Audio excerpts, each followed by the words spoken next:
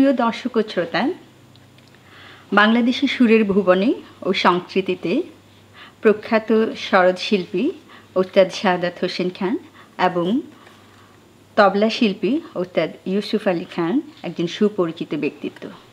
সম্প্রতি ওনারা সিডনি এসেছেন সিডনি প্রবাসী বাংলাদেশিদেরকে তাদের তবলা ও সরোদ শোনানোর জন্য। গত 18 মার্চ সিডনির রেডগাম অডিটোরিয়ামে প্রতিটির আয়োজনে ওনাদের একক সঙ্গীত সন্ধ্যা সমস্ত সিডনিবাসীদেরকে এক চমৎকার আর অবিস্মরণীয় সুরের আয়োজনে বিমোহিত করেছেন। আমাদের আজকের আয়োজন বাংলা সিডনির পক্ষ থেকে ওনাদেরকে বাংলা সিডনির দর্শক ও শ্রোতাদেরকে পরিচয় করিয়ে দেওয়ার জন্য। চলুন তাহলে ওনাদের সাথে পরিচিত হই। ওস্তাদ শাহাদাত হোসেন খান এবং ওস্তাদ ইউসুফ আলী খান, আমরা খুবই আনন্দিত আপনাদেরকে এখানে পেয়ে। আমরা আজকে আপনাদেরকে banglasidni.com-এর পক্ষ থেকে দর্শক ও শ্রোতাদেরকে পরিচয় করিয়ে দিব এবং আপনার সম্পর্কে অনেক কিছু জানতে চাইব। প্রথমে আমি যে জিনিসটা জানতে চাইব সেটা, আমরা জানি যে বাংলাদেশের সংস্কৃতিতে সরোদ একটা গুরুত্বপূর্ণ ভূমিকা রাখে এখন, এবং ক্লাসিক্যাল মিউজিক হিসাবে এখনও শিল্পবোদ্ধাদের কাছে এটা খুবই জনপ্রিয় এবং শিল্পসম্পন্ন একটা জিনিস। তো আমরা আপনার কাছে জানতে চাইব আপনি কীভাবে সে সরোদের প্রতি এত অনুরাগ এবং আপনার কীভাবে আপনার এখনও পর্যন্ত সেটার প্রতি এখনও চর্চাটা রেখেছেন, সে সম্পর্কে আপনি কিছু বলেন। ধন্যবাদ আপনাকে। প্রথমে বলতে হবে যে সরোদের প্রতি আমার আকৃষ্টটা কেন। এটা অবশ্য আমার কথাটা বললে ভুল হবে, কারণ আমার দাদাই আমার হাতে এই যন্ত্রটা তুলে দিয়ে গেছিলো, স্যার রায়ত আলী খাঁ সাহেব। তো তখন আমার বয়স সম্ভবত 7 হবে। তো আমাদের একটা ফ্যামিলিতে একটা ছিল যে আমার দাদা আমাদের প্রত্যেক চাচাতো ভাই যারা আছে তাদেরকে প্রত্যেককেই যখন একটু বড় হতো, যাকে উনি যেটা মনে করতেন, একে সেতার দিতে হবে, ওকে সেতার দিল, ওকে সরোদ দিতে হবে, ওকে সরোদ দিল, এভাবে একটা করে ছোটো করে যন্ত্র আর এক জোড়া তবলা বাই এনে দিতেন। হ্যাঁ, এটা দাদার একটা ছিল যে ও এটা বাজাবে, ও ওইটা বাজাবে। তো আমি ছিলাম সেই সময়, আমার বাকি 2 ভাই যারা আছে, তানিম হায়াত খান বা ওর বড় ভাই রূপক, তো ওদের ক্ষেত্রে সুযোগটা হয়নি, কারণ তারা আর তখন দাদাকে পায়নি, আমি শেষ পেয়েছিলাম। তো শেষ হিসাবে সালের দিকে হবে এইটা আমার মনে হয় সম্ভবত 62-63 ওই সময়টা, 64 হয়তো ওই সময়টায়। তখন কি আপনি বাংলাদেশেই ছিলেন? হ্যাঁ, আমি প্রথম থেকে বিগিনিং বাংলাদেশে। তো দাদা আমার হাতে একটা ছোট যন্ত্র একদিন দুপুরবেলা নিয়ে আসলো, এসে বললো, দাদু এটাই আমার শেষ, আমি বোধহয় আর পারবো না। এবং এরপরে সত্যিও দাদু অসুস্থ হয়ে গেছিলো। এই আমার সরোদটা হাতে নেওয়া, এই আমার শিক্ষাটা শুরু কি সরোদের এখান থেকেই আমার মূল। আর পরের কোশ্চেনটা ছিল আপনার যে কি বলছিলেন? বলছিলাম যে এখনো পর্যন্ত আপনি সেটাকে ধরে রেখেছেন। হ্যাঁ, এটাকে ধরে রাখার পিছনে কারণ হচ্ছে, প্রথম কথা হচ্ছে এটা আমার একটা ফ্যামিলি ঐতিহ্য, যেটা ধরেন আমরা 4th জেনারেশন চলছি, এরপরে আমাদের 5th জেনারেশন আছে, ওরাও করছে। তো ওই হিসাবে আমাকে ধরে রাখতে হয়েছে এবং ধরে রাখছি। প্লাস যেহেতু সঙ্গীতটাকে ভালোবাসি, এটা তো ছাড়ার প্রশ্ন আসে না, এটাই মেন কারণ ছিল। ধন্যবাদ। আপনার কাছেও আমি শুনতে চাইছি, তবলা এটা খুবই গুরুত্বপূর্ণ একটা যন্ত্র সঙ্গীত আমাদের সঙ্গীতের ভুবনে। তো আপনি কেমন করে তবলার প্রতি এরকম আগ্রহ হলো, বা আপনার কি মনে হচ্ছে যে তবলাটা সঙ্গীতে কীরকম প্রভাব ফেলছে? ধন্যবাদ আপনাকে। সবাই তবলাটাকে মনে করে একটা অ্যাকম্পানি ইনস্ট্রুমেন্ট মনে করে, সবসময় গানের সাথে বাজাচ্ছে বা যন্ত্রের সাথে বাজাচ্ছে, কিন্তু তবলাটার ভিতরে অনেক একটা ডেপথনেস আছে। সেটা হলো গিয়ে সোলো বাজাতে গেলে আপনার 1.5 ঘন্টা 2 ঘন্টা 3 ঘন্টা ওস্তাদরা বাজায় শুধু সোলো, সেটা করতে গেলে তো শিখতে হবে। তো ছোটোবেলা থেকে যখন ওস্তাদ আল্লাহর খাঁ সাহেব বা ওনারা যখন বাজায়, তখন থেকে কেন যেন রিদমের প্রতি আমার খুব একটা আকৃষ্ট ছিল আর কি। রিদমটা খুব ভালো লাগতো আমার কাছে। তার ভিতরে বোল বাণীগুলি যখন তারা বাজাতেন তখন মনে হতো ওয়াও, এটা কি, এটা শুধু তো দাদরা কাহারবা নয়, এটা তো অনেক বড় একটা ব্যাপার, এটা তো কতটুকু যেতে পারে। দাদরা কাহারবা কখনো গুরু শিখায়নি, যেটা আজকে গানের সাথে মানুষের বাজায়, এগুলি গুরুর শিক্ষা না। শিক্ষাটা হলো গিয়ে কায়দা, চক্রদা, টুকরা, রেলা, এগুলি যাই থাকে আর কি, সেটা শেখার পর শুনতে শুনতে দাদরা কাহারবা অটোমেটিকলি এসে যায়। ছোটোবেলার থেকেই আমার গানের খুব ইচ্ছা ছিল, গান গেতাম খুব চিৎকার করে করে। তো স্যার দেখলো যে আমার রিদমটা খুব ভালো বলে শিফট করে দিলেন গান থেকে। মনে করলাম যে জাস্ট বেঁচে গেলাম, পাবলিকের সামনে গেতে হবে না, এটা গেতে গেলে সোয়েটিং এসে যেত আর কি, তো লজ্জাও পেতাম অনেক। তো সেই জিনিস থেকে বেঁচে যাওয়ার পর তো শুরু হলো তবলা বাজানো। তো চলছে, আমি আবার তবলা শেখার জন্য স্কলারশিপ নিয়ে কলকাতাতে যাই, পণ্ডিত শঙ্কর ঘোষ। বাংলাদেশে কোথায় আপনি তবলা? আমি তখন উস্তাদ আদিল হোসেন চান মিয়া, ওনার কাছে আমি শিখতাম আর কি বিগিনিংটা। তারপরে দেখলাম যে এটা এনাফ না, আমাদের সবসময় তো ভালো একটা শিখতে গেলে ভালো একটা গুরুর কাছে যেতে হয়, ভালো মানে ভালো একটা ট্রেনার যে অনেক ট্রেন করতে পারে সেটা থাকতে হয়। তো উনি গুণী ছিলেন, উনি গান গেতেন এবং লিমিটেড ছিল আর কি ওনার শিক্ষাটা, মানে তবলাটার জন্য আর কি। তো সেই জন্য আমাকে কলকাতায় যেতে হলো তবলা শেখার জন্য আর কি। তো সেভাবেই শুরু, চলছে, এখনও চলছে। আচ্ছা, আমি আপনাকে যেটা প্রশ্ন আরেকটা করতে চাচ্ছি সেটা হচ্ছে, আমরা জানি যে সরোদ শব্দটা হচ্ছে আফগান একটা শব্দ, সেটা ফার্সি হচ্ছে যে সুরের সুন্দর আওয়াজ। তো সেটা ফার্সি শব্দ থেকে কি করে ভারতীয় সঙ্গীতে চলে আসলো, সেটা আফগান এবং ভারতীয়টার মধ্যে কিভাবে? না, অ্যাকচুয়াল যেটা আপনার পার্সিয়ান ইনস্ট্রুমেন্ট যেটা ছিল সেটা একটা নামই ছিল রবাব। সে রবাব থেকেই সরোদ ইনস্ট্রুমেন্টটার কিন্তু উৎপত্তি, ওটাকেই ভেঙে ভেঙে আলটিমেটলি এই পর্যায়ে আনা হয়েছে। রবাব এটা কি শব্দ আলাদা করে? হ্যাঁ, আলাদা। এই ইনস্ট্রুমেন্টটা দেখতে অনেকটা সরোদের মতোই। হ্যাঁ, তবে তার আমাদের সরোদের যেরকম যতগুলো স্ট্রিং আছে, টোটাল 25টা স্ট্রিং আছে, কিন্তু ওখানে ধরেন হার্ডলি 15-16টা স্ট্রিং হবে। তো এটাকে আরও ইম্প্রোভাইজ করতে করতে আলটিমেটলি এই পর্যায়ে আসছে। তবে প্রথম পর্যায়ে এটা এরকম ছিল না। পরবর্তীতে আমার দাদা ওস্তাদ আয়াত আলী খাঁ সাহেব, উনি এটাকে ইম্প্রোভাইজ করলেন, করে করে বর্তমানে যে শেপটামটা দেখতে পাচ্ছি এটা কিন্তু ওনার করা, যেটা এখন সারা বিশ্বেই চলছে। হ্যাঁ, যে সেটা আপনাদের ফ্যামিলিগতভাবেই একটা বড় ধরনের বিবর্তন। অবশ্যই অবশ্যই অবশ্যই। হ্যাঁ হ্যাঁ, তবে প্রথম যখন আফগান থেকে এটা আসে এই উপমহাদেশের মধ্যে যখন ঢুকে, তখন অ্যাকচুয়াল তো এই ইনস্ট্রুমেন্টটা ওই সময় যুদ্ধে যখন যেত ওই সময় ব্যবহার করতো, ওরা তো কোনো উৎসবে এই ইনস্ট্রুমেন্টটা ব্যবহার করতো। কিন্তু এটা ইন্ডিয়াতে ঢোকার মানে সাবকন্টিনেন্টে ঢোকার পরেই আপনার এটা অ্যাকচুয়াল যে কে প্রথম এটাকে ইম্প্রোভাইজ করছে এটা কোথাও পাইনি, আজও পাইনি আমি খুঁজে, সত্যি কথা। পরবর্তীতে যেটা করলো আয়াত আলী খাঁ সাহেব, হ্যাঁ, আমার দাদু আয়াত আলী খাঁ সাহেব, এই হচ্ছে সেম। উনি যেটা বলেন আফগান থেকে রবাবটা এসছে, এরকমভাবে আমরা যদি হিস্ট্রি দেখা যায় অনেক কিছুই আমরা পেয়েছি ইন্ডিয়াতে, মানে ভারতের আর কি সাবকন্টিনেন্টে যা পড়ছে ইনস্ট্রুমেন্ট অনেক আছে, সেতারও এসছে ওইখান থেকে। তারপরে তবলাটা তখন ছিল না, তখন ছিল পাখা আওয়াজ, দুই সাইড ড্রামিং আর কি, যেটা বাজাতো রুটির মতো এক গাদা কাই বলি না আমরা, ডো ডো দিয়ে ভিতরে দিত, তারপর কতটুকু বেস চাই, একটু ডো বের করতো, এটা একটু বেশি হয়ে গেছে কম ডো বের করতো, মানে ইনস্ট্যান্ট তখন এটা টিউনিং করা হতো আর কি। তারা মানে রুটির মতো মানে ফ্লাওয়ারটা নিয়ে বসতো, পানি নিয়ে বসতো, ওইখানেই বাজাচ্ছে, মানে ওইখানে মনে হচ্ছে রুটি বানাচ্ছে আর কি। তো সেটা করাটা বড় মুশকিল তখন। আস্তে আস্তে যখন ডেভেলপ হচ্ছিল আর কি, মানে আমির খসরুর টাইমের কথা বলছি, তখন একজন চিন্তা করলেন এটা কি করা যেতে পারে, এত তো কষ্টকর ব্যাপার, 2 ঘন্টা 3 ঘন্টা বাজানো, চারটিখানি কথা না, তারপরে মাঝখানে ডো নিয়ে বসা, এটা আর একটা ঝামেলার ব্যাপার। তো তখন একজনে আমির খসরু সাহেব বললেন এক কাজ করো, এটাকে কেটে ফেলো মাঝখানে।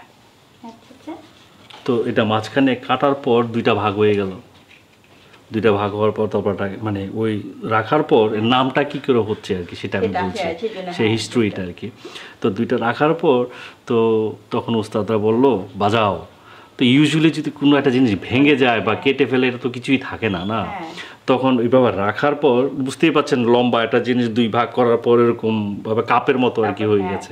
তখন একজন এসে একটা স্ট্রোক করার পর ও তাপলা মানে তাপলা মানে এরপরেও বলছে আচ্ছা আচ্ছা মানে তাপলা যাওয়ার পরেও আবারও যে জন্য তাপ করে মানে এখনো কথা হচ্ছে মানে এখনো বলছে বলছে তো সেই জন্য তারা ওইটার নামটা রেখে দিয়েছে তাবলা মানে আসল শব্দটা হলো তাবলা।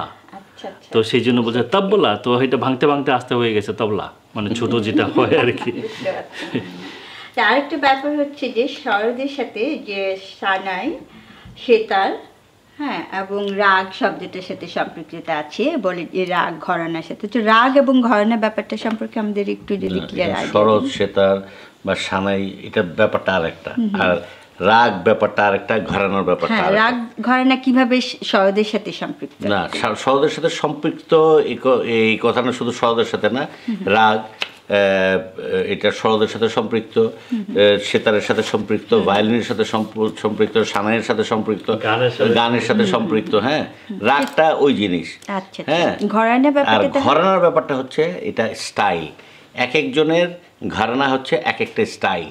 ও ঘরানা মানে প্রতি শব্দটা হবে স্টাইল। স্টাইল আমরা যেটা ইংরেজিতে বলি বুঝে, হ্যাঁ ইংরেজিতে যে শব্দটা বলে সহজে বোঝায় স্টাইলটা বলি প্যাটার্ন। হ্যাঁ, ওই প্যাটার্নটা এটাই হচ্ছে ঘরানা অ্যাকচুয়াল, যে আমার ঘরানার বাজনাগুলো হচ্ছে এই প্যাটার্নের, আমরা যেরকম বুঝতে পারি কেউ বাজালে ও এটা এই ঘরানা। ঘরানার শব্দটা শুনলে মনে হয় অনেক অপরিচিত বা খুবই মানে আমার ঘরের পরিবেশটা কিরকম, পরিবেশনাটা কিরকম, ওর ঘরের পরিবেশনাটা কিরকম, হ্যাঁ এটাই হচ্ছে ঘরানা। কিন্তু স্কেল এগুলো সব সেম আছে, বাকি সব কিন্তু সেম আছে, রাগও সেম আছে, হ্যাঁ হ্যাঁ নোটেশনও সেম আছে, কিন্তু কে কিভাবে এটা উপস্থাপন করছে তার প্যাটার্নটা, হ্যাঁ সেই কারণে ঘরানাটা হচ্ছে সেই জিনিস। যেমন আমাদের ঘরানা যেটা মেইনলি হচ্ছে সেনী ঘরানা। সেনী ঘরানা কি মিয়া তানসেনের যে ঘরানাটা ছিল, সেনী মিয়া তানসেন, হ্যাঁ এই কারণে ইটস কল্ড সেনী ঘরানা। আচ্ছা, পরবর্তীতে যখন আলাউদ্দিন খাঁ সাহেব, আমার দাদার বড় ভাই ওস্তাদ আলাউদ্দিন খাঁ সাহেব যখন ভারতে উনি মাইহারে থেকে গেলেন, তখন যেহেতু মাইহার থেকে ওই প্রচারটা শুরু করেছিল উনি, এই কারণে এটাকে এখন মাইহার ঘরানা বলা হয়। হ্যাঁ, আবার হাফিজ আলী খাঁ সাহেব যেমন দিল্লিতে থেকে গেছিলেন, ওনাদের ঘরানাটাকে ওরা দিল্লি ঘরানাও বলে, আবার হাফিজ আলী খাঁ ঘরানাও বলে। আমাদের ঘরানাটাকে আমরা যেমন মাইহার ঘরানা বা আলাউদ্দিন খাঁ ঘরানা বলি। এই হচ্ছে জিনিস।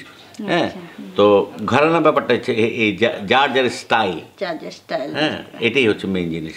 তাহলে সোজা করে বুঝা যায় যে স্টাইল, একজনের একই স্টাইল, সেম তবলার উপরও সেম একই জিনিস। লখনৌ ঘরানা, বেনারস ঘরানা, ওই এক একজনের এক একটা স্টাইল ছিল। যেমন আমি শিখেছি আমার ঘরানা হলো পুরব ফারুকাবাজ, তারা বাজটা বলে কি বাজনা, তো সেই জন্য ধর না পাঞ্জাব বাজ, দিল্লি বাজ, তো বাজটা শুনলে বুঝতেই পারছেন এটা কি স্টাইলটা। এবং আপনি যদি একটু দেখেন বা একটু বুঝেন তাহলে বুঝতে পারবেন প্রত্যেকটা বাজনার প্যাটার্নগুলি কিন্তু আলাদা।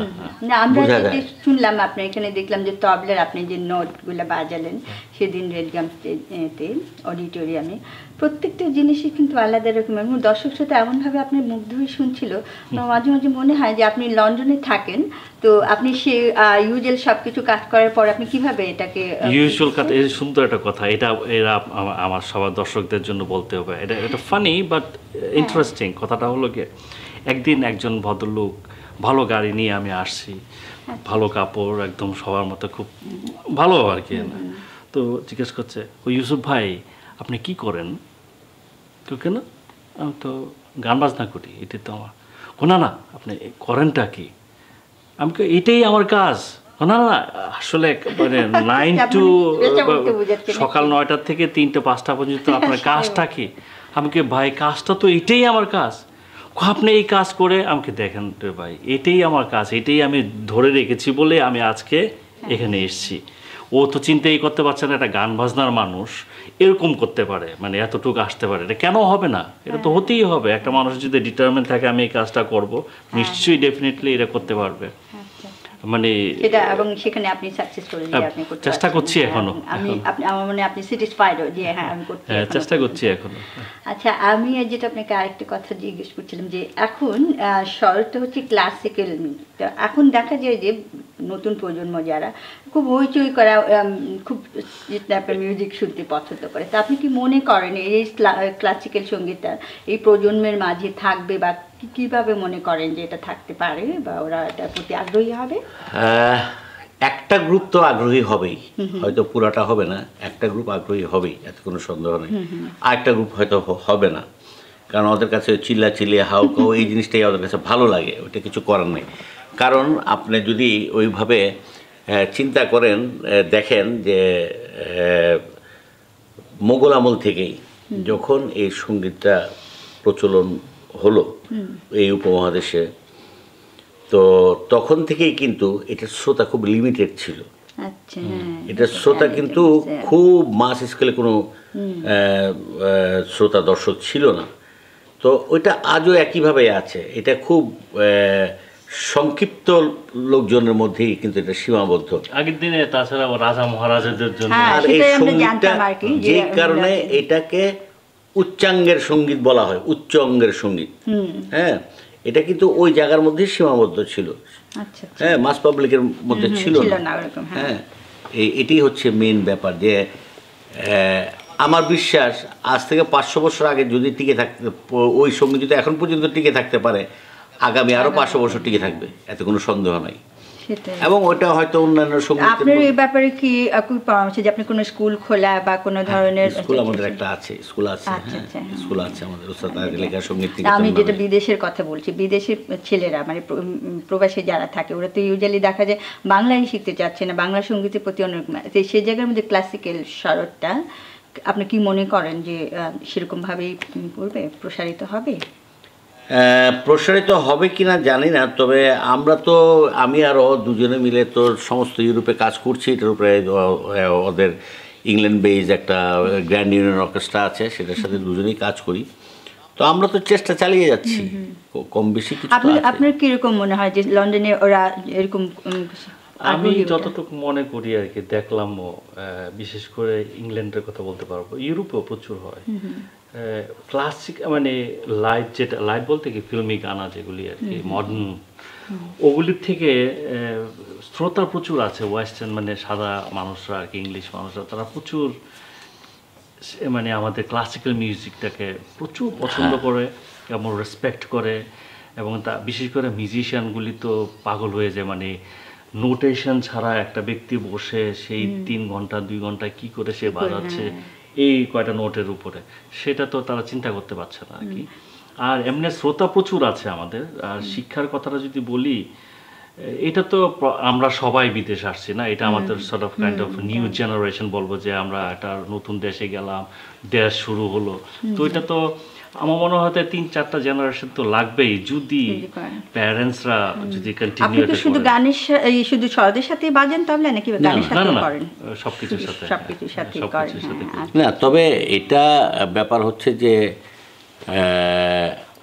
আমি যেটা আজকে আমার পৃথিবীর বহু জায়গায় তো বাজালাম, আমার কাছে যেটা মনে হলো, আমাদের দেশি লোক থেকে বিদেশিরাই বেশি আমাদের এই সঙ্গীতটাকে পছন্দ করে। কারণ আমাদের দেশের লোকরা যেরকম ইউরোপিয়ান কালচারটাকে খুব বেশি ভালোবাসে, হ্যাঁ, ওরা আবার আমাদের কালচারটাকে খুব বেশি ভালোবাসে, মানে খাওয়ার মতো অবস্থায় আর কি। আবার এই হচ্ছে ব্যাপার। হ্যাঁ, সেই জন্যই জিজ্ঞেস করতে যাচ্ছেন, আপনি যে অস্ট্রেলিয়া আসলেন, তা আপনার কি মনে হলো? বিভিন্ন জায়গাতে আপনি প্রোগ্রাম করলেন, এবং কি মনে হলো যে অস্ট্রেলিয়ান দর্শক আপনি কিভাবে না না, এখানে সত্যি কথা, এখানে যে কয়টা প্রোগ্রাম, আমরা 4টা প্রোগ্রাম করলাম, সিডনিতে 3টে করলাম, আর ক্যানবেরাতে 1টা করলাম।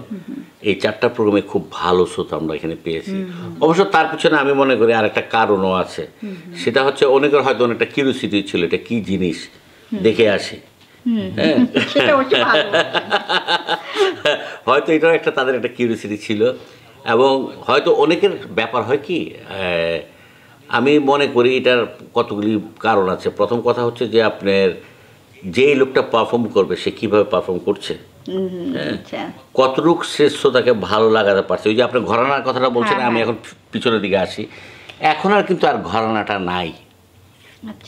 হ্যাঁ, ঘরানার সিস্টেমটা এখন কিন্তু উঠে গেছে, ওই কনসেপশনটা এখন আর নাই।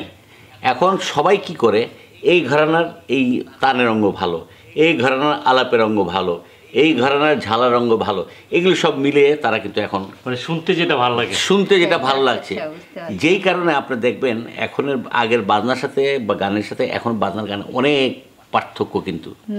হ্যাঁ, ক্লাসিক্যাল গান আর বাজনা দেখবেন এখন আমি মনে করি মোটামুটি সবার কাছে একবার বসলে ভালো লাগবেই। হ্যাঁ, যদি ওইভাবে প্রেজেন্ট করা যায়। হ্যাঁ, এটাই হচ্ছে মূল জিনিস। আরেকটা কথা হচ্ছে আপনার দাদা আয়েত আলী খান এবং ওনার বড় ভাই যে আলাউদ্দিন খান, ওনাদের সম্পর্কে আমাদের একটু কিছু বলেন। ওনাদের সম্পর্কে অ্যাকচুয়ালি বলার মতো ধৃষ্টতা তো আমার নাই, আর ওনাদের সম্পর্কে প্রচুর লেখালেখি হয়েছে। এবং তারপর আমরা যেহেতু আপনি বংশধর, আপনার মুখ থেকে কিছু শুনতে চাই সেটা বলুন। আপনি এখন কি শুনতে চাচ্ছেন আমার মুখ থেকে এ ব্যাপারে? ওনাদের যে সরোদের প্রতি বা যন্ত্রসঙ্গীতের প্রতি এই আগ্রহটা, সেটা আপনাদের মাঝে উনি কিভাবে বিস্তার করেছিলেন, মানে কিভাবে এটাকে ওই আমি তো আলাউদ্দিন খান সাহেবকে আমি দেখি নাই। হ্যাঁ, উনি তো ওই 58-এ, আমার জন্ম 58-এ, উনি তো 58-এর পর আর এই বাংলাদেশে আসেননি। হ্যাঁ, তবে আয়েত আলী খান সাহেবের তো আমি দেখেছি, আমার দাদাকে ওনার সাথে অনেক সময় কাটিয়েছি। তো ওনারা তো ধরেন না ওটাকেই পেশার নেশা হিসাবে সব হিসাবে নিয়েছিল। ইভেন আপনার যখন ছাত্ররা শিখতো ওদের কাছ থেকে কোনো পয়সা নিত, ওনারা কিন্তু আবার খাইয়ে দাইয়ে বাবা তুমি শিখো, কারণ ওনাদের এটাই আসলে সবাই, হ্যাঁ, কারণ ওনারা বলতো যে সঙ্গীত বিক্রি করা যাবে না, তুমি শিখতে আসছো শিখো, মনের খোরাক সেটাই করার জন্য। আচ্ছা, তো এটাই হচ্ছে আমি যতটুকু আমার দাদাকে আয়েত আলী খান সাহেবকে দেখেছি, কারণ উনি তখন কুমিল্লা থাকতেন। আমরা ধরেন প্রত্যেক বছর স্কুল বন্ধ হলে 1 মাস কুমিল্লা থাকতাম। সেটাই দেখলাম যে সঙ্গীত কিভাবে ওনারা চর্চা করতেন। হ্যাঁ, দাদা যেরকম উনি রাত্রে 8টা-9টার সময় খেয়ে শুয়ে পড়তেন, 9টার মধ্যে শুয়ে পড়তেন, আর ওখান থেকে ভোর 3টার সময় উঠতেন, উঠে উনি প্র্যাকটিস করতে বসতেন সকাল একদম ফজর নামাজের আজান পর্যন্ত। এই ফজর নামাজের আজান পড়লো, উনি রেখে নামাজ পড়ে হাঁটতে বেরিয়ে গেলেন। এই যে সাধনাটা ওনারা চালিয়ে গেছেন। তো আলাউদ্দিন খান সাহেব তো একদম যতদিন পর্যন্ত উনি বাজাতে পেরেছেন কোনো দিন উনি বাদ দেন নেই। মাঝখানে একবার উনি হজ করতে গেছিলেন, হজ করে ফিরে আসার পরে কেউ ওনাকে বলছে তুমি আর সঙ্গীত করো না, হজ করার পরে সাধারণত। হ্যাঁ, তারপরে এটা নিয়ে উনি খুব দ্বিধাদ্বন্দ্বের মধ্যে ছিলেন। তারপর উনি একে একে কয়েকজন মৌলভী সাহেবকে ডাকলেন, আচ্ছা আমি যদি সঙ্গীত না করি, যদি করি, কথা বলার জন্য মাইহারে যত মৌলভী সাহেব আছে, বেশ কিছু মৌলভী সাহেব একে একে সবার সাথে ডাকলেন। কেউ বলতেছে হ্যাঁ করেন, কোনো অসুবিধা না, কেউ বলতেছে না করেন না, পাপ হবে। লাস্টে উনি নিজে ডিসিশন নিলেন। প্রায় 3-4 মাসের মতো এইভাবে ওনার কেটে গেল। লাস্টে উনি না আমি আবার করব, তো আবার উনি শুরু করলেন কি। আচ্ছা, তো ধন্যবাদ আপনাদেরকে আমাদেরকে সময় দেওয়ার জন্য। বাংলা সিডনির সমস্ত দর্শক ও শ্রোতাদের পক্ষ থেকে আপনাদেরকে অনেক অনেক ধন্যবাদ। আপনাকেও ধন্যবাদ। আমরা সবাই খুব আনন্দিত। ধন্যবাদ।